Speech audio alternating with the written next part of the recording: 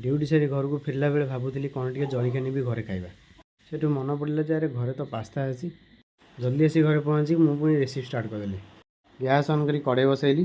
कड़े गरम हो गला तेल पकईली। तेल गरम हो गला कटा पियाज कटा रसुण पकईली। पकई सारे एपटे सब लेवला लेवटी करदेली। तो ये मोर पास्ता आगुरी सीझा होता तो मुझे छाणी दूसरी एवं तापर कड़े टे कैप्सिकम पकई भजा भजी करदेवी।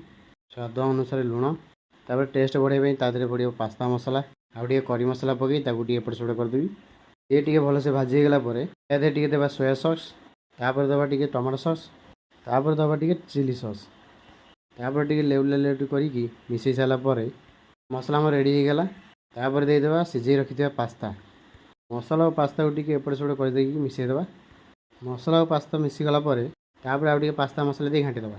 तो ये आम रेडी हो गला। तापर आपको बाहर करदा गोटे गिना को। तो ये आम रेडी हो गला चिली पास्ता मसला। तो चलो टेस्ट करिया। टेस्ट तो बहुत बढ़िया रोचे। जय श्री जगन्नाथ। देखा नेक्स्ट वीडियो।